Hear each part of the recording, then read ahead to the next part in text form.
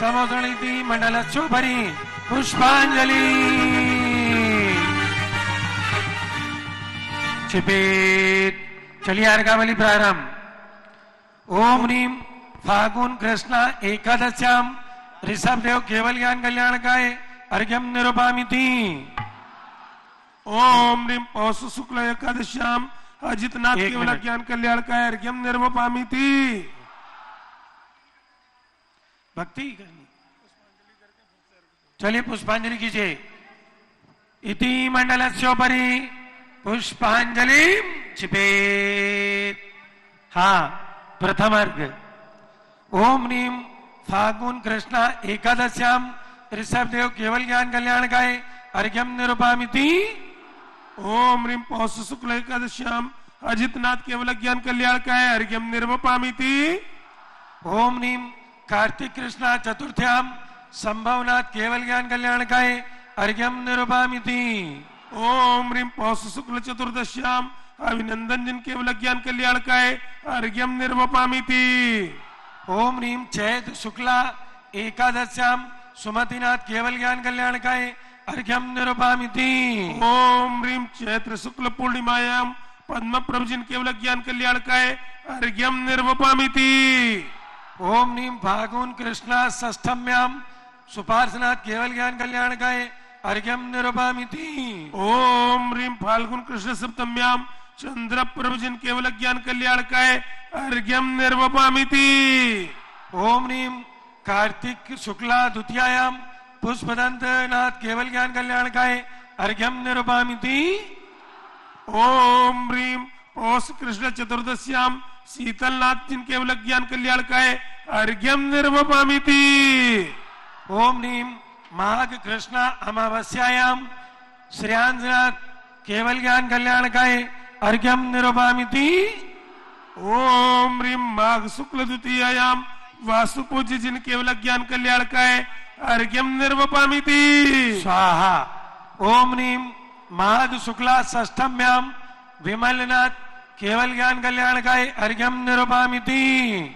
ओम ह्रीं चैत्र कृष्ण अमावस्याम केवल ज्ञान कल्याणकाय अर्घ्यम निरूपामिति। ओम ह्रीं पौष शुक्ला पूर्णिमायाम धर्मनाथ केवल ज्ञान कल्याणकाय अर्घ्यम निरूपामिति। ओम ह्रीं पौष शुक्ल दशम्याम शांतिनाथ केवल ज्ञान कल्याणकाय अर्घ्यम निरूपामिति। ओम ह्रीं चैत शुक्ला तृतीयायाम कुंदनाथ केवल ज्ञान कल्याणकाय अर्घ्यम निरूपामिति। ओम ह्रीं कार्तिक शुक्ल द्वादश्याम अरनाथ जिन केवल ज्ञान कल्याणकाय अर्घ्यम निरूपामिति। ओम ह्रीं पौष शुक्ला द्वितीयायाम मल्लिनाथ केवल ज्ञान कल्याणकाय अर्घ्यम निरूपामिति। ओम ह्रीं वैशाख कृष्ण नवम्याम मुनि सुव्रत जिन केवल ज्ञान कल्याणकाय अर्घ्यम निरूपामिति। ओम ह्रीं मार्गशीर्ष शुक्ला एकादश्याम नमीनाथ केवल ज्ञान कल्याणकाय अर्घ्यम निरूपामिति। ओम ह्रीं आश्विन शुक्ल प्रतिपदायाम नेमिनाथ केवल ज्ञान कल्याणकाय अर्घ्यम निरूपामिति। ओम ह्रीं चैत कृष्णा चतुर्दश्याम पार्श्वनाथ केवल ज्ञान कल्याणकाय अर्घ्यम निरूपामिति। ओम ह्रीं वैशाख शुक्ल दशम्याम महावीर जिन केवल ज्ञान कल्याणकाय अर्घ्यम निरूपामिति। स्वाहा। चलिए पूर्णार्घ का श्रीफल। अरे आओ रे आओ, आओ रे आओ, खुशियां मनाओ ये मंगल वेला। मेरे मन का कण कण पावन प्रभु चरणों से बनेगा। बोलो बोलो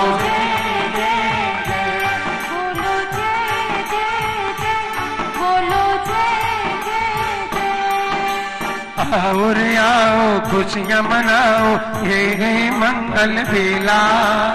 मेरे मन का कण कण पावन प्रभु चरणों से बनेगा। बोलो जय जय जय, बोलो जय जय जय।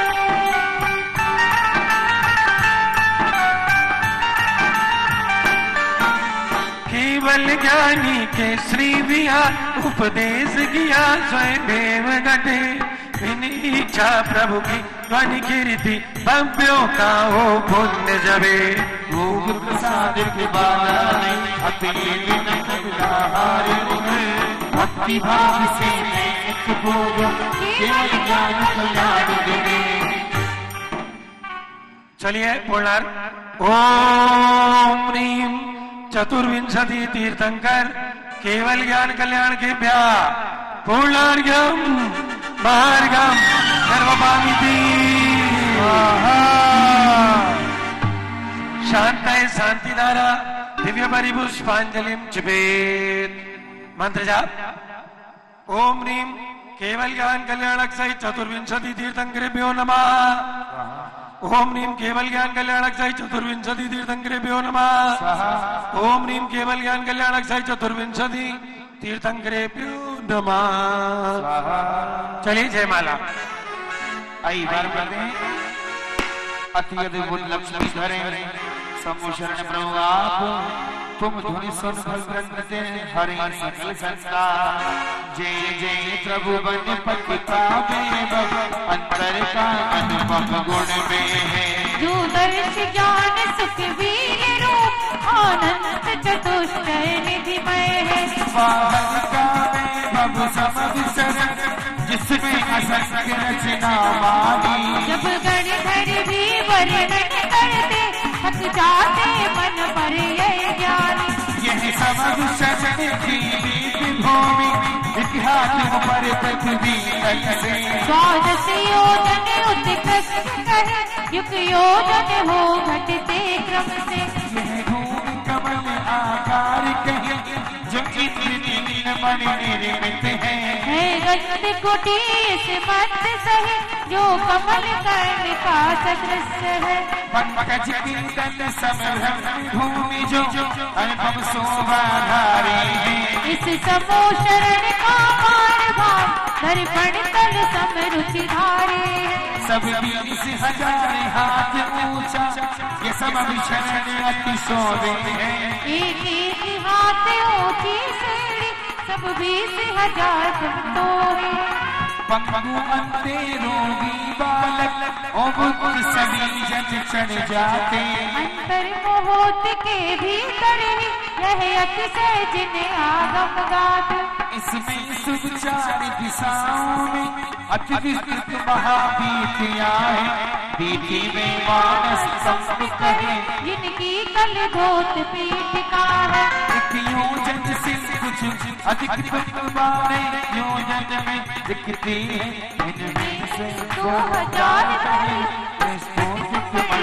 चमके हैं उनमें चारों दिस में ऊपर से टोटी प्रतिमाएं राज मानस स्तंभों की सीढ़ी पर लक्ष्मी की मूर्ति अतुल राजे 80 कोसों तक संजमन अपना प्रकाश फैलाते हैं जो उनका दर्शन करते हैं गिरिज अभिमान लाते हैं मानस स्तंभों के ताराज जल पूरक स्वच्छ सरोवर है जिनमें अति सुंदर कमल खिले हंसादी रंगों से मन भरे है ये प्रभु को संत कामर की ही मान गलित कर पाते हैं अतकील सभी अति से भगवान तेरा ही गुरुजन गाते हैं देवी प्रभु तुम संत पाकर संपूर्ण कषायों को नाश प्रभु ऐसा वह दिन कब आए निज निज में निज को प्रकाश जिन रात कामना पूर्ण करो निज चरणों में आसे देवो जब तक नहीं मुक्ति मिले मुझको तब तक ही शरण मुझे ले वो तब तक तुम चरण कमल मेरे मन में के स्थिर हो जावे जब तक नहीं केवल ज्ञान पति तब तक मन तुम पद को ध्यावे तीन कर गुण राम को गिनत न पाए पार तीन रंग के तुम्हें नमो अनंत चलिए जयमाला का पूर्ण अर्घ वो सभी लोग बोलिए ओम ह्रीम चतुर्विंशति तीर्थंकर केवल ज्ञान कल्याण के भ्या जयमाला पूर्णार्घम महार्घम निर्वपामिति शांतये शांतिधारा शांतये शांतिधारा दिव्य परिपुष्पांजलिम जपेत। जो भव पढ़ो नीचे गिला। जो पंच कल्याण महापूजा बहुत सुख करे, पंच परिवर्तन घटाकर पंच लक्ष्मी को धरे। पंच कल्याण के अधिक हो मुक्ति कन्या वशीकर, ज्ञान रत्न विकिरण से सब जगे कमल विकसित। हाँ ठीक, चलिए इत्याशीर्वाद परिपुष्पांजलिम जपेत। अब आपके बीच में ये मनोहारी दृश्य भगवान के केवल ज्ञान के रूप में धनपति कुबेर ने इस समवसरण की रचना की है, जिसमें 12 सभाओं के अंदर ओम नमः सिद्धेभ्यः। अभी भगवान ऋषभ देव का समवसरण ये पुरीमतालपुर नगर के उद्यान में सज गया है और भगवान के समवसरण में हमारे 2 आचार्य महाराज और मुनि श्री विराजमान हैं। गणिनी माता के रूप में ज्ञानमती माता जी विराजमान है। समस्त संघ यहाँ पर मौजूद है और भगवान ऋषभ देव के समवसरण के गणधर ऋषभ सेन थे। आचार्य विपुल सागर महाराज जी, जिनको पूर्व से ही ऋषभ सेन गणधर के रूप में स्वामी जी ने यहाँ चतुर्थ संघ को आमंत्रित किया, आज उनके ही प्रतिनिधि आचार्य श्री भद्रबाहु सागर महाराज यहाँ विराजमान हैं। हमारे बीच में आचार्य श्री विशुद्ध सागर महाराज जी भी विराजमान हुए हैं और मुनि श्री अनुसरण सागर महाराज जी भी समवसरण की सभा में विराजमान है। गणनी आरिका ब्राह्मी माता थी, जो भगवान ऋषभ देव की समवसरण की प्रमुख गणनी थी। उन गणनी के प्रतीक में आज विश्व की सर्व प्राचीन साध्वी अभिनव ब्राह्मी के रूप को धारण करती हुई पूज्य गणिनी प्रमुख आरिका शिरोमणि श्री ज्ञानमती माता जी हैं। तो ये संघ यहाँ पर विराजमान हो चुका है। भगवान ऋषभ देव चतुर्मुखी ब्रह्मा के रूप में बीचों बीच में समवसरण की गंध कुटी में विराजमान हैं। और अब सभा का कार्यक्रम प्रारंभ होगा। स्वामी जी। हाँ, 1 मिनट बस। भगवान के माता पिता यहाँ बैठ जाए, ईशान इंद्र वहां बैठ गए और यज्ञ नायक बैठ गए, इधर यज्ञ नायक बैठ जाए और आप बैठो। सानत कुमार इंद्र यहाँ बैठो जोड़े से। मंच के पंखे और थोड़ा सा टेबल पीछे कर लो। इसके बाद जो हमारे बड़े इंद्र हैं वे आ जाएं। कुबेर आप आ जाइए। सीमान,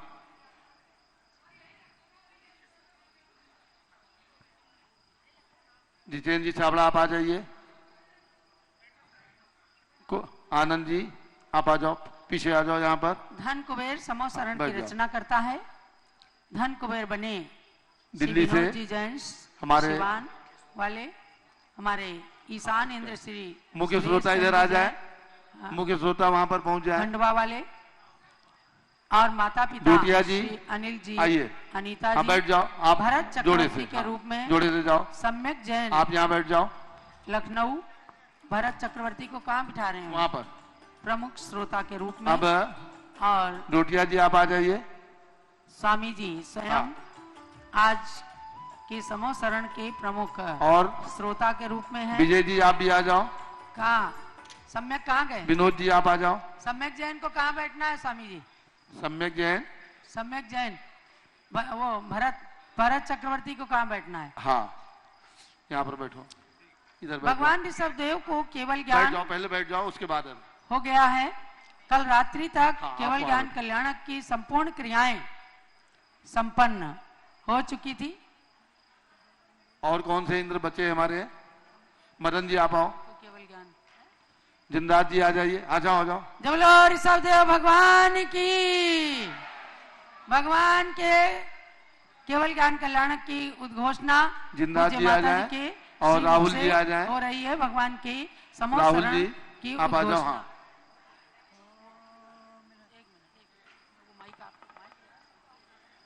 जो हमारे ब्रह्म ब्रह्मोत्तर लांतो कापिट शुक्र महाशुक्र शतार इंद्र बने हैं उनको यहाँ पर बिठाया जा रहा है। आइए जिंदात जी आप इधर आ जाओ। समूह शरण की उद्घोषणा। स्वामी जी बिना माइक के आप इंद्रों को बिठा दीजिए। 1 मिनट के अंदर हो जाएगा, 1 मिनट में माता जी बस। अभय जी आप मुद्दा ले लो या कुर्सी ले लो, यहाँ बैठ जाओ। आओ इधर आओ, उधर आओ।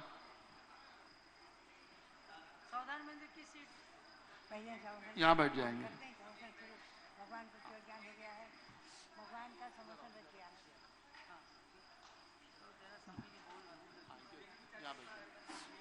जिनको मुद्दा लगे मुद्दा ले लो। अब कौन बचे हमारे बड़े इंद्रों में से? अरिंदर जी आप भी आओ, यहाँ बैठ जाओ, कुर्सी पर बैठ जाओ। हाँ कुर्सी पर बैठ जाओ। मदन जी कहाँ गए? हाँ, और हमारे बड़े इंद्रों में कौन बचे? लग गया स्वामी जी। चलिए आज समूह शरण की उद्घोषणा। हाँ पूज्य माता। 1 मिनट उद्घोषणा हो रही है। ओम ह्रीं समोषण विभूति सहित श्री ऋषभ देवाय नमः। भगवान ऋषभ देव को केवल ज्ञान प्रकट हुआ है, समोषण की तरह बन गई है। जय हो,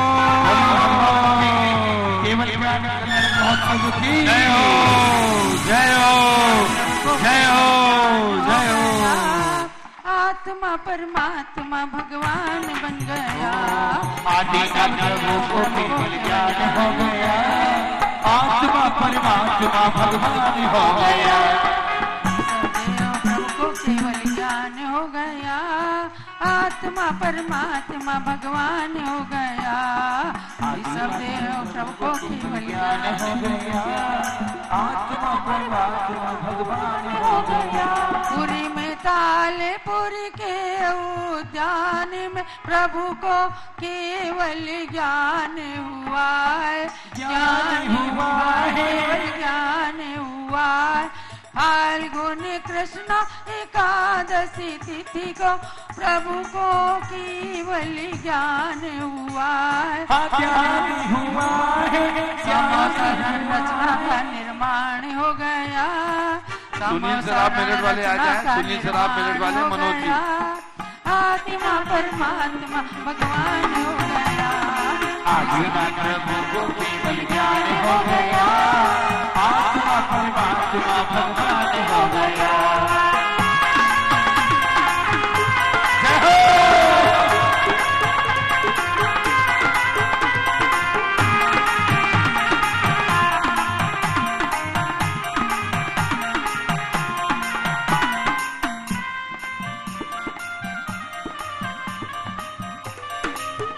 चलिए ओम शांति।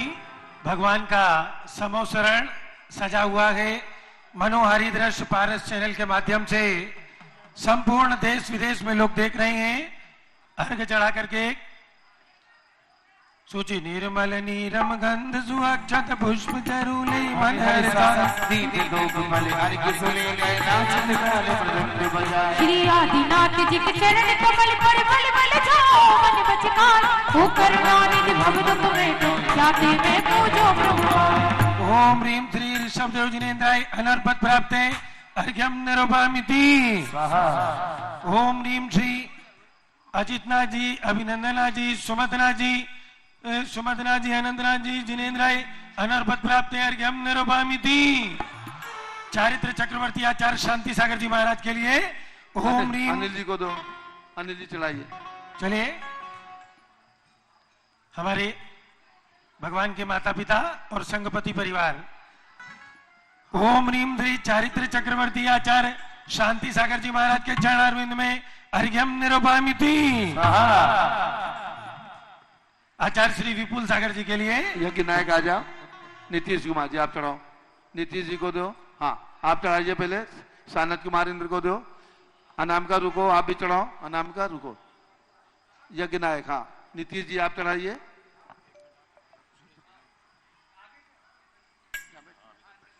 ओम ह्रीं श्री चारित्र चक आचार्य श्री विपुल सागर मुनीन्द्राय अर्घ्यम समर्पयामि स्वाहा। अब अनामिका आप चढ़ाइए। इसी श्रृंखला में समस्त आचार्य संघ के चरणों में माता जी बोलिए। हाँ, अलग अलग। ओम आचार्य श्री विशद सागर महाराज संघ के चरणारविंद में अर्घ्यम निर्पामीति स्वाहा। ओम ह्रीं परम पूज्य आचार्य श्री विपुल सागर महाराज जी के शिष्य प्रतिनिधि आचार्य श्री भद्रबाहु सागर महाराज के सत्संग के चरणों में अर्घ्यम समर्पयामि स्वाहा। चलिए ईशान इंद्र को दो एक थाल। ईशान ईशान इधर, जितेंद्र जी इधर। हाँ चलो। विश्वदाय ओम मातो। ह्रीं चारित्र चंद्रिका अभिनव ब्राह्मी स्वरूपा गणिनी प्रमुखारिका शिरोमणि श्री ज्ञानमती मात्रे अनुसरण सागर महाराज। निर्पामीति। अनुसरण सागर महाराज। कोई बात नहीं। हाँ, अनुसरण सागर महाराज। अनुसरण सागर महाराज को चलिए। चढ़ाया गया। ओम ह्रीं परम पूज्य मुनिराज श्री अनुसरण सागर महाराज सत्संग विराजमान तिनके चरणारविंद में अर्घ्यम निर्पामीति स्वाहा। अब बड़ी माता। चलिए अब चंदनामती माता, बड़ी माता जी को और चंदन। पीछे ओम कमंडल। ओम रीम गणनी प्रमुख श्री ज्ञानमती माता जी, आर का श्री चंदनामती माता जी, समस्त आर के ब्योन और गर्भ निर्पामिति स्वाहा। और स्वामी रविंद्र कीर्ति स्वामी जी के चरणों में बात। अब सब पूजा लोग की बैठ गई। जाएं। सभी लोग बैठिए, स्थान लीजिए अपना अपना। समोसरण भगवान का बन चुका है। गणधर के रूप में आचार्य विपुल सागर महाराज के प्रतिनिधि भद्रबाहु सागर महाराज जी विराजमान हैं और हमारे आचार्य विशद सागर महाराज विशेष रूप से समोसरण के अंदर विराजमान है। मुनि श्री अनुसरण सागर महाराज जी विराजमान है और गणिनी के रूप में पूज्य गणिनी ज्ञानमती माता जी अपनी प्रमुख शिष्या चंदनामती माता जी के साथ में मंच पर विराजमान हैं।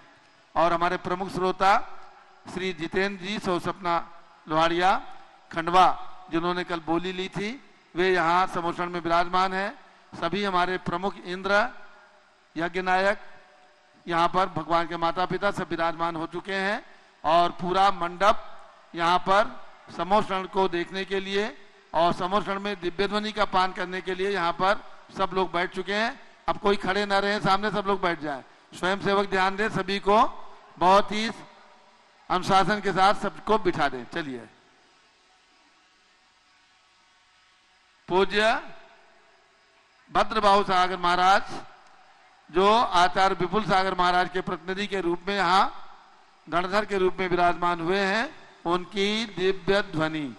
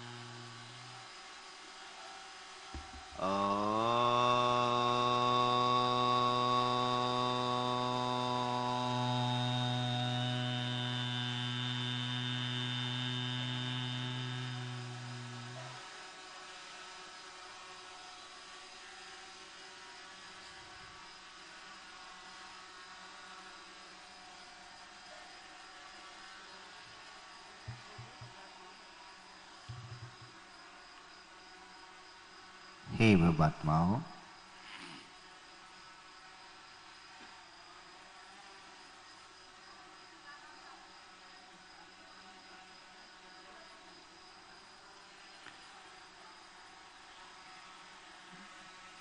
छह द्रव्य, तीन काल, सात तत्व, 9 पदार्थ, षटकाय आदि सबको प्राप्त करने के पश्चात भगवान और सम्यक दर्शन आदि को प्राप्त करते हुए भगवान आदिनाथ प्रभु ने यहाँ पर केवल ज्ञान को प्राप्त किया है।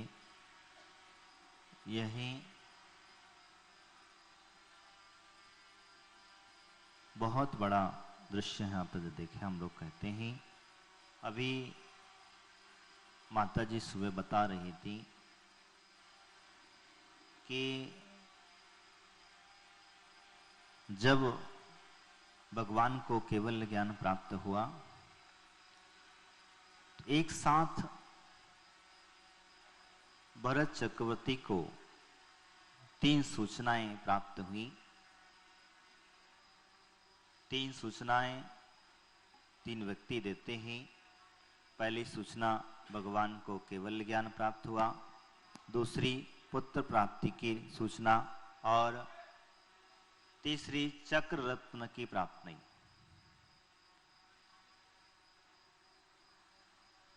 भरत चक्रवर्ती ने जैसे ही भगवान आदिनाथ के केवल ज्ञान की सूचना सुनते ही तो वो अपने सिंहासन से उठ करके वहीं से साष्टांग नमस्कार करते हैं और तत्पश्चात वह अपने परिवार के साथ, अपने वैभव के साथ, अपने भाइयों के साथ वह समुद्र की ओर प्रस्थान करते हैं और समुद्र में पहुंचते हैं। भगवान आदिनाथ स्वामी के समुद्र में भगवान की पूजा आराधना करने के पश्चात वह जैसे ही ओंकार में ध्वनि भगवान आदिनाथ स्वामी की कीर्ति है और 7 तत्व आदि का वर्णन, 9 पदार्थ से कट आदि त्रिलोक का वर्णन जैसे जैसे भगवान के दिव्य ध्वनि में जो है हीरा, वह सुनते ही ऋषभ सेन को अपने वैराग्य उत्पन्न हो जाता है और वही वैराग्य उत्पन्न होने के पश्चात भगवान के चरणों में वह दीक्षा को धारण कर लेते हैं और दीक्षा होने के पश्चात वह गणधर पीठ पर विराजमान हो जाते हैं। ऐसी भगवान आदिनाथ स्वामी का ये समुद्र की महिमा रही है। इसीलिए हमें सर्वप्रथम भगवान के धर्म ध्यान का सर्वप्रथम हमें धर्म ध्यान करने का प्रावधान सुनना चाहिए, क्योंकि सारे कार्य तो होते रहेंगे।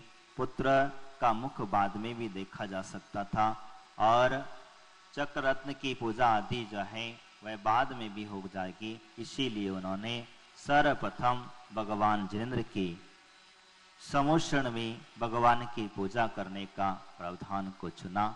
इसीलिए मैं आप लोगों से भी कहूँगा कि सर्वप्रथम आप भी कोई भी कार्य आपका हो, लेकिन पहले जिनेंद्र प्रभु की आराधना, जिनेंद्र प्रभु की भक्ति, पूजा, अभिषेक आदि, गुरुओं की सेवा आदि का कार्य पहले करें, प्रावधान दें। वह प्रधानता देने के पश्चात आप जो भी कार्य करोगे वह कार्य आपका हमेशा हमेशा के लिए सफलता को प्राप्त होगा। यही सारी भावनाएं हुआ करती हैं। ऋषभ सेन स्वामी दीक्षा को धारण कर लेते हैं और धारण करने के पश्चात उनके बाद में वह आगे भी गंधर हुए और भगवान आदिनाथ स्वामी के पूर्व ही उन्हीं के ही पुत्र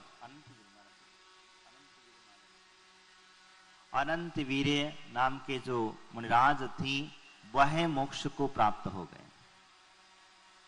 भगवान आदिनाथ स्वामी पहले मोक्ष नहीं गए। तत्पश्चात हम लोगों की एक मान्यता है कि बाहुबली भगवान पहले मोक्ष गए। बाहुबली भगवान का दूसरा नंबर आता है। तो इसीलिए ये कामदेव थे और इन दोनों भाइयों का, भरत और बाहुबली का, जैसे माता जी ने बताया था, 100 पुत्र थे, 100 राजा, अलग अलग, सबको अलग अलग व्यवस्थाएं भगवान आदिनाथ स्वामी ने दे दी थी और दे करके वह सारा वैभव त्याग करके अपने आत्म कल्याण की ओर बढ़े थे। तो यही वह पुत्र हैं और वह पुत्र का महल यहाँ पर बनने, मतलब की सभा यहाँ पर बनने जा रही है। देखिए पूरे भारतवर्ष के अंदर में ऐसा सुंदर दृश्य वास्तविकता में देखने लायक होगा। अभी तो अधूरा है। जब प्रतिमाएं इतनी सुंदर नजर आ रही हैं तब इनका जिन मंदिर बन जाएगा तो वो कितना सुंदर नजर आएगा। और ऐसा नजारा वास्तविकता में देखने लायक नजारा। अभी हम बुक्स पढ़ रहे थे, हम बुक देख रहे थे, उसमें ड्राइंग दी गई थी, ऐसे ऐसे सुंदर मंदिर बनेंगे।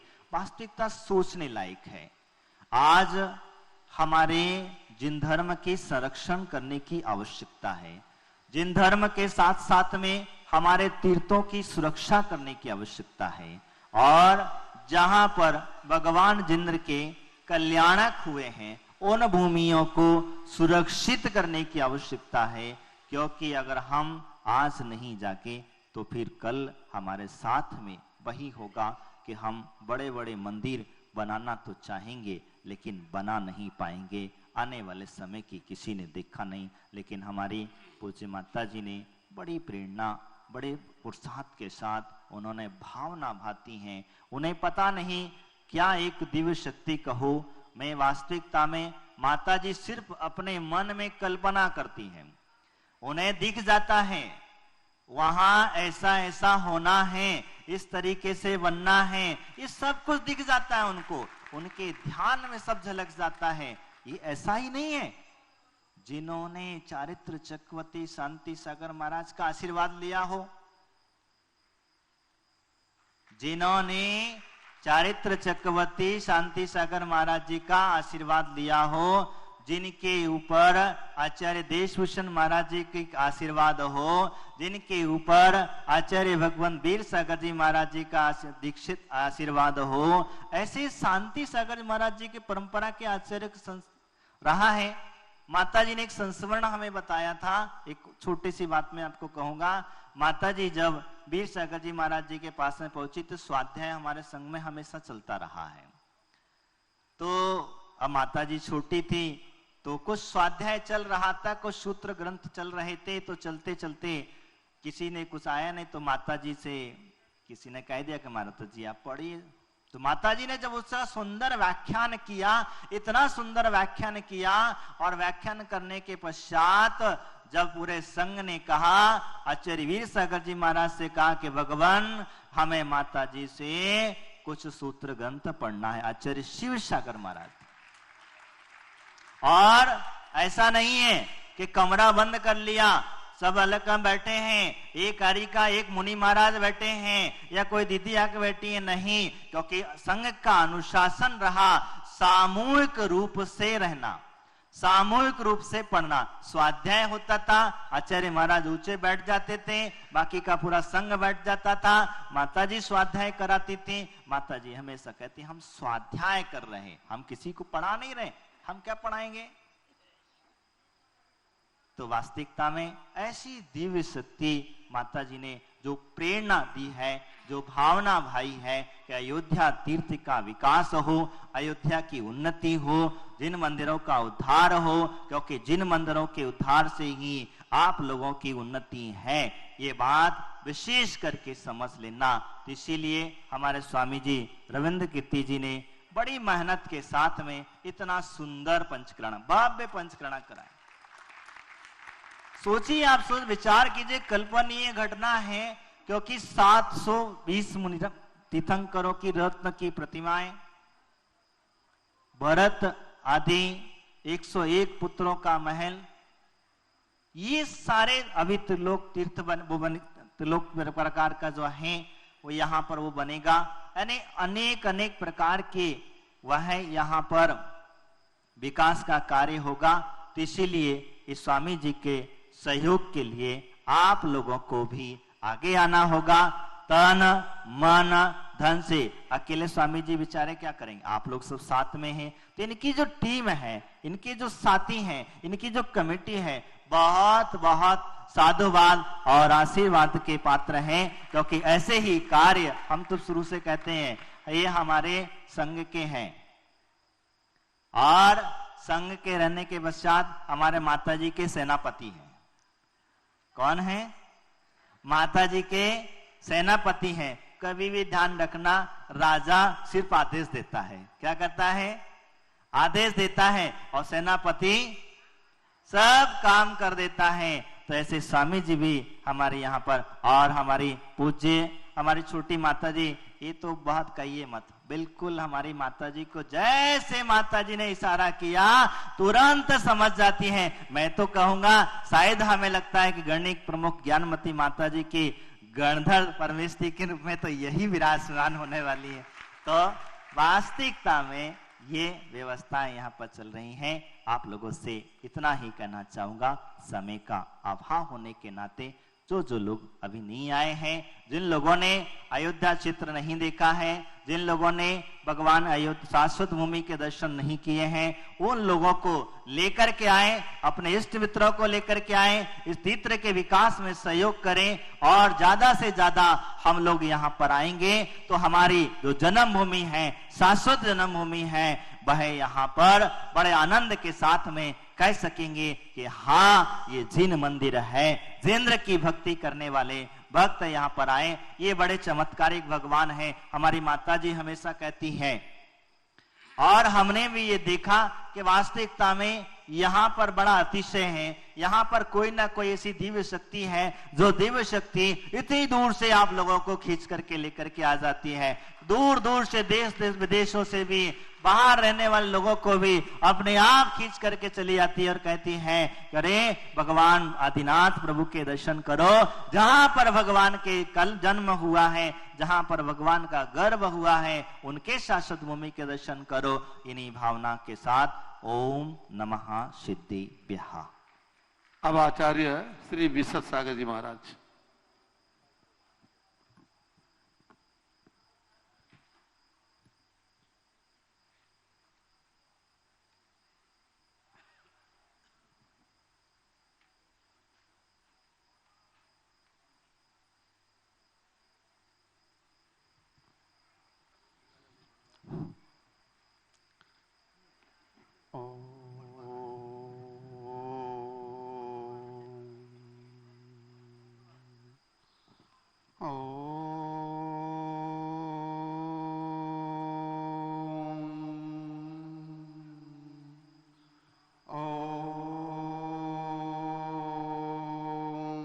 नमः सिद्धेभ्यः।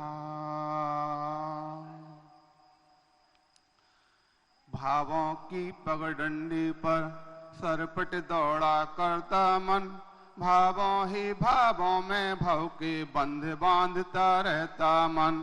भावों की पगडंडी पर सरपट दौड़ा करता मन, भावों ही भावों में भव के बंध काटता रहता मन, बंध काटता रहता मन। प्यारे प्यारे भव्य आत्माओं, समूह शरण में केवल ज्ञान प्राप्त होते ही भगवान की दिव्य देशना में त्रैकाल्यम द्रव्य षटकम नवपद सहितम जीव षटकालेस्या पंचाने चास्तिकाया व्रत समित गति ज्ञान चारित्र भेदा। इस प्रकार से दिव्य ध्वनि वही है जिसमें तत्वों का उपदेश है, तत्वों का द्रव्य का ज्ञान जिसमें कराया जाए वही दिव्य ध्वनि होगी। किंतु जिस देशना में, जिस उपदेश में तत्व का ज्ञान न हो, वह उपदेश देशना नहीं हो सकती है। वह मात्र प्रवचन हो सकता है, वह लोगों के लिए भाषण हो सकता है, लेकिन वास्तविकता में देशना नहीं हो सकती है। आचार्य भगवान महावीर स्वामी आचार्य भगवान के पास में जब ये संदेश उन्होंने दिया, त्रैकाल्यम 3 काल होते हैं, 6 द्रव्य हैं, 7 तत्व हैं और इनके प्रति होने वाला श्रद्धान, क्योंकि ना तो सारे द्रव्य दिखाई देते हैं, ना सारे तत्व दिखाई देते हैं। जब दिखाई नहीं देते हैं तो हम उनको कैसे जाने और कैसे माने। एक बार हम चिंतन कर रहे थे, उस समय हमने बोला था, हे भव्यात्माओं, जो कुछ भी आपको दिखाई दे रहा है वह आपका अपना नहीं है। अपने दिमाग पर जोर लगा करके एक बार चिंतन करना, जो कुछ भी आपको दिखाई दे रहा है वह आपका अपना नहीं है, और जो आपका अपना है वह दिखाई नहीं देता। जो आपका अपना है वह दिखाई नहीं देता है। अब किसको प्राप्त करना? अपने को प्राप्त करना कि पर को प्राप्त करना? वो तो दिखाई देता नहीं है। हम अपने चर्म चक्षु से अगर उसको देखने की कोशिश करेंगे तो दिखाई देगा नहीं। उसको जानने के लिए हमको अपने तीर्थंकर भगवंत के केवल ज्ञान चक्षु को जागृत करना पड़ेगा, उस दिव्य देशना को अंतस में धारण करना पड़ेगा, तभी हमारे लिए वह ज्ञान चक्षु के माध्यम से जो हमारा अपना है वह नजर आएगा। और हमारा अपना क्या आप सभी जानते हैं, हमारा वह है 7 तत्वों में प्रथम तत्व, 6 द्रव्यों में प्रथम तत्व, प्रथम द्रव्य अगर है तो क्या है जीव द्रव्य। बस वही हमारा है, वही हम हैं। हम उसको प्राप्त करें, उसको देखें, उसको जानें और उस पर श्रद्धान करें। यहीं से हमारी दिव्य देशना प्रारंभ होगी, यहाँ से हमारी दिव्य ध्वनि प्रारंभ होगी। इसके अलावा जब तक हम उसको नहीं देखेंगे, नहीं जानेंगे, तब तक हमारी देशना प्रारंभ नहीं हो सकती है। अभी आपके सामने महाराज उपदेश चल रहा था, चक्रवर्ती भरत के लिए 3 संदेश प्राप्त हुए थे। 3 संदेशों में आप सब पहले सुन चुके हैं, भगवान को केवल ज्ञान की प्राप्ति, चक्र रत्न की प्राप्ति, पुत्र रत्न की प्राप्ति हो सकता। दुनिया के अंदर अनेक अनेक प्रकार के लोग हैं, भावों की पगडंडी पर किसी के भाव में यह है कि हमको तो भगवान की दिव्य देशना के लिए जाना, तो कुछ ऐसे भी लोग हैं कि अगर पुत्र रत्न की प्राप्ति होगी तो पुत्र रत्न में दौड़ करके पहुंच जाएंगे, चक्र रत्न की प्राप्ति होगी तो वहां पर पहुंच जाएंगे, उनको दिव्य देशना की प्राप्ति। बस आप सभी मध्य लोक में विराजमान हैं, मध्य लोक में विराजमान, ऊपर ऊर्ध्वलोक, नीचे अधोलोक, जैसा भाव होगा। अगर आपका धर्म चक्र की, अगर आपको दिव्य देशना की, तीर्थंकर के केवल ज्ञान की संदेश प्राप्त होने पर, पंच कल्याण यहाँ पर हो रहा, उसका संदेश प्राप्त होने पर आपका भाव अयोध्या नगरी की ओर जाने का बन जाए, समझ लेना ऊपर की ओर आपका रास्ता जा रहा। किंतु अगर आपके लिए पुत्र रत्न की प्राप्ति की ओर और यदि आपके लिए चक्र रत्न और धन रत्न की प्राप्ति की ओर अगर आपका भाव चला जाए, तो समझ लीजिए आपका रास्ता नीचे की ओर जा रहा। तत्वार्थ सूत्र में आचार्य उमा स्वामी महाराज ने स्पष्ट शब्दों में कह दिया, नरक आयु का आश्रव बंध किसको होता है, तो कहते हैं बहवारंभ परिग्रहत्वम नरकास्याउसा, जो बहुत आरंभ और परिग्रह का भाव रखता है उसके लिए नरक आयु का आश्रव बंध होता है। अब यहाँ पर प्रश्न उत्पन्न होता है कि सबसे पहली बात है, परिग्रह है क्या चीज, किस प्रकार से होता है, कैसे होता है, एक छोटी सी घटना के माध्यम से अपनी बात करते हैं। एक बार आपको ज्ञान होना चाहिए कि जब भगवान आदिनाथ के लिए केवल ज्ञान प्राप्त हुआ, चक्रवर्ती भरत वहां पर विराजमान है, समोषण लगा हुआ है, वह नगर के अंदर एक गरीब व्यक्ति भिखारी बिल्कुल था, वो जाकर के वो भी समोषण में जाकर के पहुंच गया। और जैसे समोषण में पहुंचता है, पहुंच करके भगवान से निवेदन करता, बोले हे भगवान मेरे लिए कौन सी गति प्राप्त होगी। जब इस प्रकार से पूछा, भगवान की दिव्य देशना में निकला, तू तो नरक जाएगा। वो घबराया, चौंका, नरक जाऊंगा, क्यों जाऊंगा भगवान, क्या बात है, नरक जाने का कारण क्या है। तो भगवान की दिव्य देशना में निकला कि बहवारंभ परिग्रहत्वम नरकास्याउसा, जो बहुत आरंभ और परिग्रह करता है वो नरक जाता है।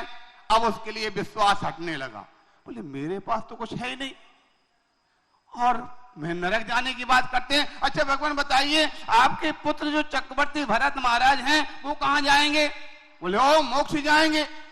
अब तो उसका विश्वास पूरा ही समाप्त हो गया, मेरे पास कुछ नहीं, मुझको नरक, और चक्रवर्ती भरत के पास 6 खंड का राज, उसको मोक्ष बता रहे हैं। हमको लगता है भगवान को अपने बेटे से राग लगा, इसलिए इस प्रकार से बात कर रहे हैं। वो जाके निकलता, समोषण से जाके सीधे चक्रवर्ती भरत के पास पहुंचता है, और पहुंच करके वहां जैसा अंदर पहुंचा, और अंदर पहुंचने के बाद वहां पर बोले भगवान आपसे निवेदन करना चाहता हूं। बोले भाई क्या बात है, बोले भगवान आपके जो पिताजी है ना, वो भगवान आदिनाथ, आप उनको समझा कि आ जाओ। बोले भाई क्या बात है, कैसी बातें करता, भगवान को समझाने के लिए जाऊं। बोले क्योंकि बात सही है, जिसके पास जितनी बुद्धि हो उतना ही हो, तो बोलेगा जिसके पास जितनी बुद्धि उतने दे बताए, इसका कोई बुरा ना मानो और कहां से लाए। और चक्रवर्ती के पास जाकर उसने निवेदन किया, बोले भगवान आपको पिताजी आपको राग लगा हो। बोले कैसे लगा, तुमने कहा सीधी सीधी बात है, मैंने पूछा मेरी कौन सी गति, बोले तू नरक जाएगा। मैं चक्रवर्ती भरत का बोले मोक्ष जाएंगे। बोले अच्छा, तो उसका कारण क्या? बोले भगवान के देवने में जो बहुत आराम परिग्रह करता है और नीचे जाता है, जबकि मेरे पास कुछ नहीं, आपके पास तो इतना। चक्रवर्ती मुस्कुराए और उनका अच्छा, तूने मेरा राज्य देखा, मेरा श्रवणवास देखा, तूने मेरा वैभव देखा? बोले नहीं देखा। आप सबने घटना देखी हो, कटोरा में बता दिया घूम करके। अंत में चक्रवर्ती ने पूछ लिया, अच्छा ये बता, तुम बाहर देख करके, मेरे महल को देख करके क्या विचार करता? तो उस समय ने कहा, हुजूर कुछ नहीं। बोले आखिर हम तुम्हारे लिए क्षमादान देते हैं, बोल क्या विचार करता है? जब उस प्रकार से बोला तो व्यक्ति बोलता है, बोले भगवान आपके महल को देख करके सोचता हूं, काश हमेशा के लिए न सही 1 साल के ही रहने के लिए मिल जावे, 1 महीने के लिए रहने मिल जावे, 1 दिन के लिए रहने मिल जाए तो मेरा जीवन। अब आप विचार कर सकते हैं, जिनके पास ना है ना मिलने वाला है, लेकिन फिर भी उसके अंतर में भावना तो कौन सी गति में ले जाएगी? और चक्रवर्ती उसी महल में बैठ करके छटपटा रहा, कब मैं छोड़ूं, कब निकलूं और कब निकल करके संयम को धारण करूं, अपना कल्याण करूं। बस यही भाव ऊर्ध्व और अधो ले जाने वाला, इसी का नाम परिग्रह है, इसी नाम का नाम तत्वों की भावना। प्यारे बंधु, इस तत्वों की भावना अपने जीवन में धारण करेंगे तो आपका कल्याण होगा। अपने यहाँ पर शाश्वत तीर्थराज अयोध्या भूमि पर गणनी अर्क ज्ञानवती माता जी की प्रेरणा से, जिसकी चंद्रवती माता जी उसने संपूर्ण रूपरेखा बनाई और अपने भैया जो रविंद्र कीर्ति जी उसका मूर्त रूप दिया। ये आज हो रहा वाला पंचकरण शाश्वत जो जन्म भूमियां जिनकी रक्षा माता जी के द्वारा हुई, इसी प्रकार से माता जी आगे भी अपने जीवन में सभी तीर्थ भूमियों की रक्षा की ओर आगे बढ़ती रहे। हमारा आशीर्वाद। बोले 1008 श्री आदिनाथ भगवान की। अब गणनी के रूप में पूर्व गणनी ज्ञानमती माता जी का मंगल संदेश। नमः ऋषभ देवाय धर्म तीर्थ प्रवर्तिने सर्वा विद्या कलाय स्मात् आविर्भूता महीतले। ओम ह्रीं समोसरण विभूति सहिताय श्री ऋषभ देवाय नमः।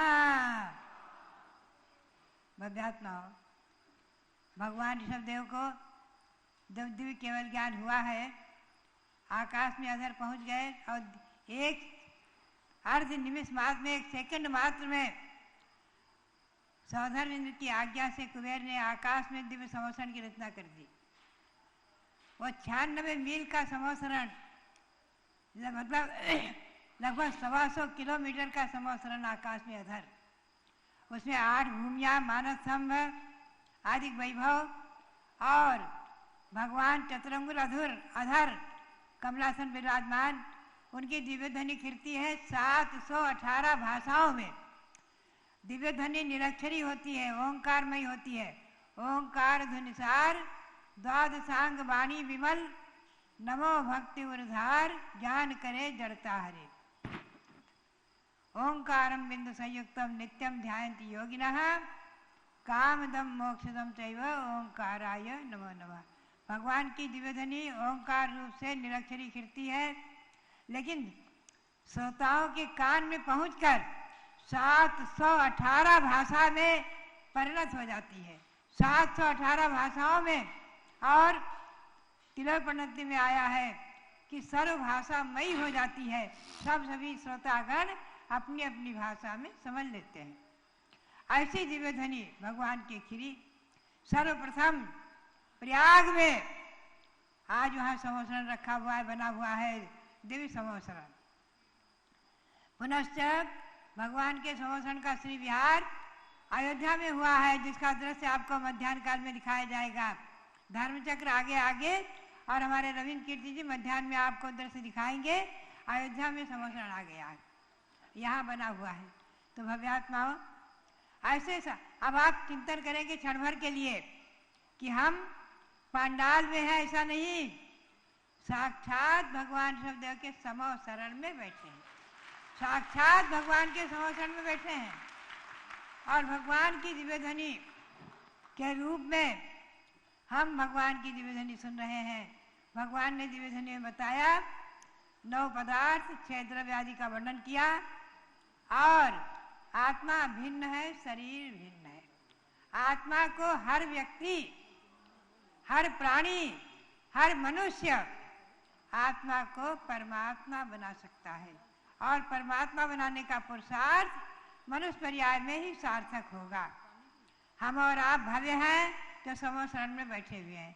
यहाँ जितने जीव भव्य हैं सब ये निर्णय करेंगे, निश्चय करेंगे कि हम सम्यक दृष्टि हैं, हम भव्य हैं और साक्षात समूह शरण में बैठ करके आज हम 2-3 भाव में निश्चित ही मोक्ष को प्राप्त करेंगे। इसी भावना को भाते हुए भगवान ऋषभदेव के श्री चरणों में अनंत अनंत बार नमन करते हुए और सभी साधुओं के आचार्य श्री गणधर देव, अब भगवान के समूह में 84 गणधर थे। मुख्य थे ऋषभसेन, उन्हीं के तृतीय पुत्र, और मुख्य श्रोता थे भरत चक्रवर्ती, और मुख्य गणनी थी गणनी ब्राह्मी माता। इन सबको नमन करते हुए और चक्रवर्ती भरत आपके सामने उनकी मूर्ति विराजमान है। आप उनका भी यहाँ पर प्राण प्रतिष्ठा महोत्सव देख रहे हैं, कर रहे हैं, करा रहे हैं। ये सब भगवान जयवंत हो, अयोध्या शाश्वत तीर्थ जयवंत रहे। भगवान ऋषभदेव का शासन, भगवान महावीर का शासन, अनादि से अनंत काल तक चलता हुआ आया हुआ जैन शासन जयवंत रहे। अहिंसा परमो धर्म जयवंत रहे।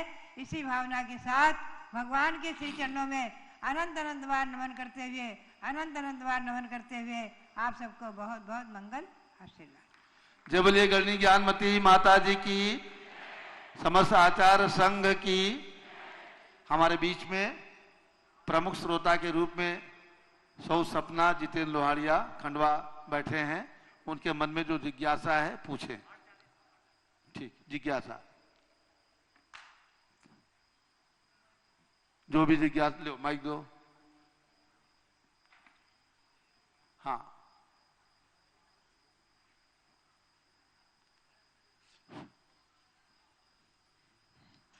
नमस्ते गुरुवर, वंदामी माता जी, वंदामी माता जी। हे प्रभु, हमें ये ज्ञान करवाइए कि दान के कितने भेद होते हैं। दान के 4 भेद होते हैं। मुख्य रूप से आहार दान, जो महामुनियों को, पात्र को, उत्तम पात्र को दिया जाता है।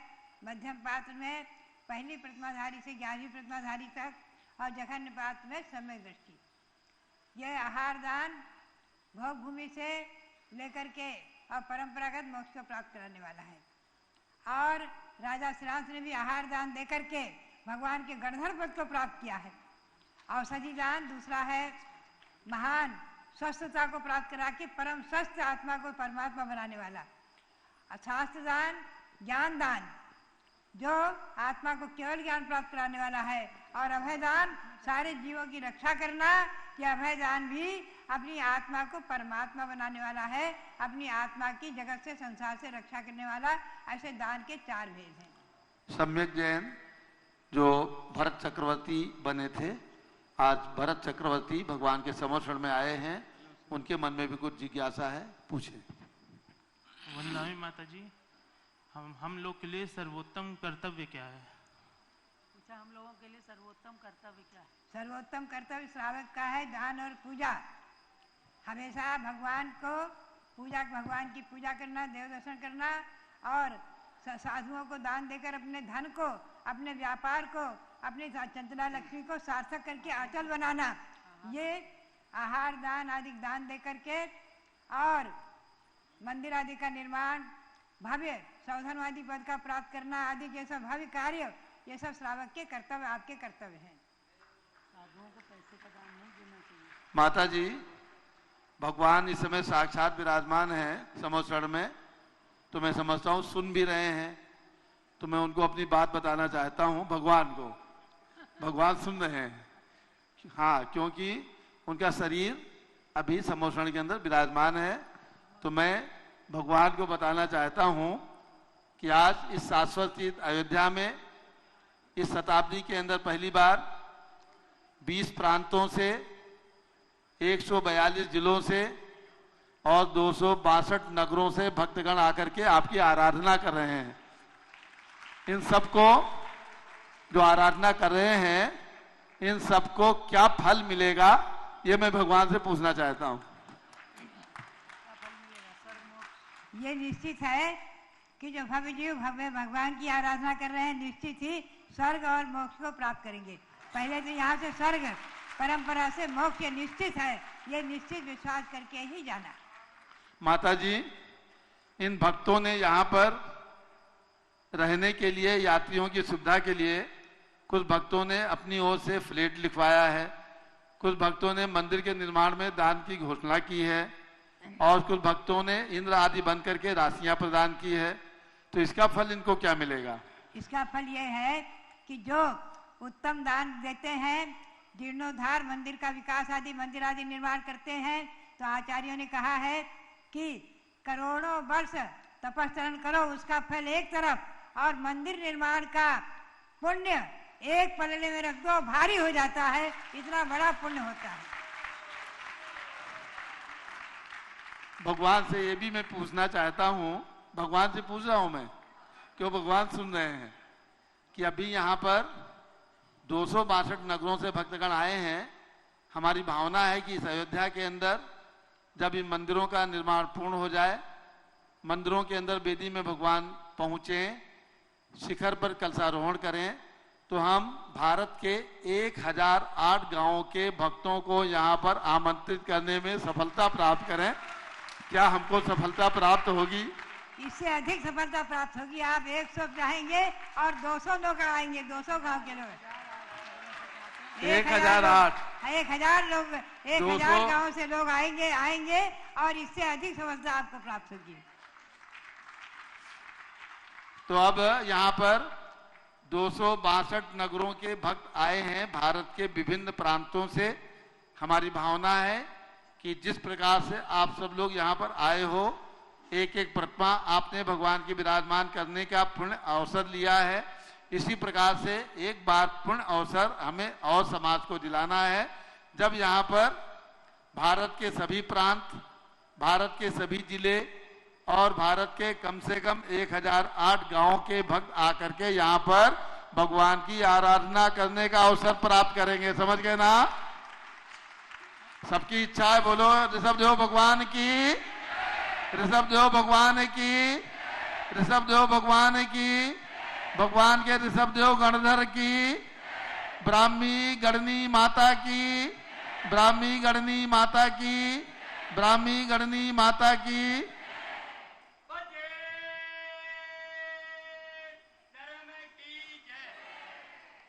ये हमारे वीर सेवक मंडल के देखो सबको जयकार बुलवा रहे हैं और हमारे वीर सेवक मंडल के 51 वीर सेवक मंडल के हमारे पदाधिकारीगण यहाँ पर आए हैं।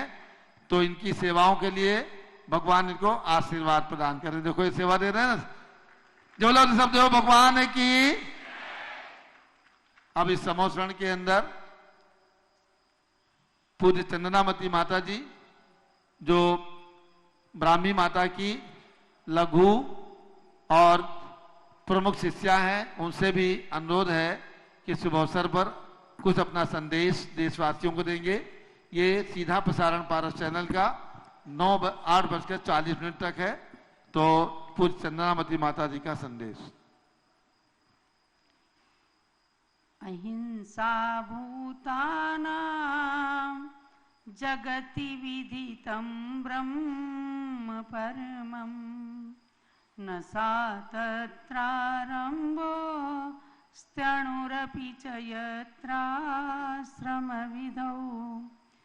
ततस्तसिद्धर्थं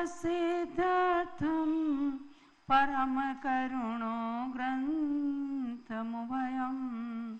भवानी वात्याक्षी न च विकृतिवेशोपधिरतः। आदि ब्रह्मा भगवान ऋषभदेव के श्री चरणों में अनंत बार नमोस्तु। भगवान ऋषभदेव के प्रमुख गणधर ऋषभसेन भगवान के रूप में आचार्य विपुल सागर महाराज के श्री चरणों में बारंबार नमोस्तु। उनके प्रतिनिधि आचार्य श्री भद्रबाहु सागर महाराज जिन्होंने आज दिव्य देशना का शुभारंभ किया, उनके श्री चरणों में बारंबार नमन। आचार्य श्री विशद सागर महाराज, मुनि श्री अनुसरण सागर महाराज, समस्त मुनिराजों के श्री चरणों में नमन करते हुए अभिनव ब्राह्मी के रूप में समूह शरण की प्रमुख गणिनी पूज्य हारिका शिरोमणि श्री ज्ञानमती माता के श्री चरणों में नमन। भव्य आत्माओं,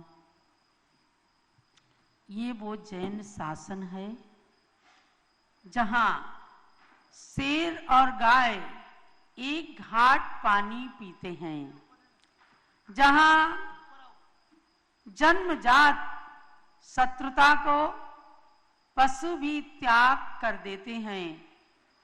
ऐसे जैन शासन को पाकर आप और हम सब धन्य धन्य हैं, धन्य धन्य हैं। और आज अयोध्या की धरती पर भगवान ऋषभ देव का पूरा परिवार एकत्रित हुआ है। ध्यान देना, भगवान ऋषभ देव के 101 पुत्रों का जिन मंदिर लगभग बन गया है और यहाँ 101 पुत्रों के भगवान के आप दर्शन करते हैं। भगवान भरत जो इस युग के प्रथम चक्रवर्ती हुए और 6 खंड के साम्राज्य का त्याग करके आध्यात्मिकता में लीन हुए, ऐसे भरत की प्रतिमा का विराजमान होना यह भगवान ऋषभ देव के इक्ष्वाक वंश का उद्घोष होता है। और भरत के नाम से इस देश का नाम भारत ये प्रसिद्धि को प्राप्त हुआ। उनके श्री चरणों में नमन। और इन प्रतिमाओं के निर्माण करने वाले उन भक्तों के लिए बहुत बहुत साधुवाद, मंगल आशीर्वाद है, जिन्होंने पुराने इतिहास को साकार किया। ऐसी हमारी अनामिका जैन जो संघपति होने के नाते भी और अपने कर्तव्य का भान करते हुए जिन्होंने 101 पुत्र भगवान का निर्माण किया, आज प्राण प्रतिष्ठा हो रही, मंदिर का निर्माण हुआ रहा है। वो नीतीश कुमार जी जिन्होंने भगवान भरत की प्रतिमा को विराजमान किया है, उनके लिए बहुत बहुत आशीर्वाद। आप चक्रवर्ती जैसे पुण्य को प्राप्त करें और वैभव को प्राप्त करके धन धरा के बीच में सारा धरा रह जाएगा। आए कुछ लाए नहीं, गए न कछ ले जाएं, बिच पायो बिच ही छुट्यो, चिंता करें बलाए। अरे चक्रवर्ती की संपत्ति उन्होंने, भरत ने धूल समझ लिया, धूल समझ करके उसको छोड़ दिया और तब जाकर के अपनी आत्मा का कल्याण कर पाए। कल नीतीश जी आप तो बीच में चले गए सुना, लेकिन आपकी धर्मपत्नी शालिनी जी को भरत चक्रवर्ती के सब क्रियाएं करने का बहुत अच्छा सौभाग्य मिल गया। इसलिए मैं कहती हूं कि एक एक क्रिया में सम्मिलित होना और पाषाण से भगवान बनने की प्रक्रिया तक जाना। आज अयोध्या की धरती पर ये इतिहास जो साकार कर रहे हैं, ऐसे अध्यात्म जैन का आज जन्मदिन है। सौधर्म इंद्र जो बने हैं, इनके लिए तो कोटि कोटि आशीर्वाद कि जिस कुल परंपरा के अंदर इन्होंने जन्म लिया है, उस कुल परंपरा की अभिवृद्धि करते हुए एक दिन दीक्षा लें। अध्यात्म जैन 7 प्रतिमाधारी हैं, समझे? ये 7 प्रतिमाधारी हैं, ज्ञानमती माता जी के शिष्य हैं, लेकिन इन्होंने पहले विवाह किया और इनकी धर्मपत्नी अर्पिता जैन है, इनके पुत्र सम्यक जैन है, घर में रह करके भी 80 धारा व्रत का पालन करते हैं। तो आप सब 720 प्रतिमाएं बनाने वाले सभी भव्यात्मा एक दिन भगवान बनेंगे, एक दिन आप सब भगवान बनेंगे। Every human is God, every human is god if he has humanity. अर्थात जैन शासन के अनुसार प्रत्येक प्राणी की आत्मा भगवान है और आप सब भगवान है। You are also god, I am also god. Every human is god if he has humanity. अर्थात यदि मानव के अंदर मानवता है तो वो वास्तव में सचमुच भगवान है। देखो भगवान की श्रेणी पर चलने वाले ये संतगण आज हमें यहाँ पर दिख रहे हैं। मैं समझती हूँ कि इतनी प्रतिमाओं को बनाने वाली ज्ञानमती माता जी, मैं प्रश्न पूछती लेकिन ज्ञानमती माता जी से ही क्या पूछूं, भगवान से पूछती हूँ कि ज्ञानमती माता जी ने, जिन्होंने इतने भगवान बना दिए, वे कितने भाव में मोक्ष चली जाएंगी। हे भगवान, मेरा मन कहता है कि ये बहुत शीघ्र एक देव पर्याय को धारण करके और पुनः मनुष्य बन करके और आकर के दिगंबर मुनि बन करके मोक्ष चली जाएंगी। क्यों? वृषभ सेन गणधर के प्रतिनिधि भद्रबाहु महाराज जी बताइए ना, ये एक भाव में, दो भाव में मोक्ष जाने वाली है, लेकिन मेरा निवेदन है कि मुझे भी साथ ले चलना, क्योंकि मैंने 11 साल की उम्र से आपके साथ रही हूं, आपकी छत्र छाया प्राप्त की है। तो सठ खंडागम ग्रंथ की इन्होंने संस्कृत टीका की, मुझे आदेश दिया कि चंद्रामती तुम इसकी हिंदी टीका करो। मैंने हिंदी टीका लिखते लिखते अंत में एक यही बात लिखी है कि यदि मुझे संसार में पूरी तपस्या का कोई पुण्य प्राप्त हो तो ये प्राप्त हो कि हम चारण रिद्धिधारी युगल मुनिराज के रूप में एक दिन दीक्षा धारण करके और मोक्ष को प्राप्त करें। हे भगवान, आपसे यही जिज्ञासा थी और मेरे मन ने यही आपके द्वारा प्रेषित उत्तर दिलाया है कि तुम जरूर चारण रिद्धिधारी मुनि बन करके, युगल मुनिराज बन के तपस्या करके मोक्ष को प्राप्त करो। बोलो मेरा भाव सच्चा है कि नहीं? लेकिन हमारे रविंद्र कीर्ति स्वामी जी, जिन्होंने भगवान बनाए हैं, जिन्होंने असंख्य प्राणियों को सम्यक दर्शन प्राप्त कराने का साधन दिलाया है, हम इनको भी छोड़ेंगे नहीं और इनको साथ लेकर के हम मोक्ष जाएंगे। हम रत्नत्रय की साकार मूर्ति बनेंगे और मोक्ष मार्ग पर तब तक आरूढ़ रहेंगे कि जब तक ज्ञानमती माता कह रही हम सबको लेके मोक्ष जाएंगे। महानुभाव, एक कटु सत्य मैं कहना चाहती हूँ। कुछ लोग सोचते हैं कि ज्ञानमती माता जी के सारे परिवार के अंदर ये क्या योग्यता आई है और सब लोग एक साथ आप कोई धर्म ध्यान करते हैं, कोई दान देते हैं, कोई त्याग करते हैं। तो मैं सोचती थी भगवान ऋषभ देव के साथ कितना पक्षपात था। 101 पुत्रों को वे मोक्ष ले गए। उनकी पुत्री ब्राह्मणी सुंदरी, उन्होंने भी इसी समोसरण के अंदर दीक्षा धारण की। तो ऐसा होता है, जन्म जन्म का पुण्य मिलता है जब ऐसे एक वंश के अंदर आकर के उत्पन्न होते हैं।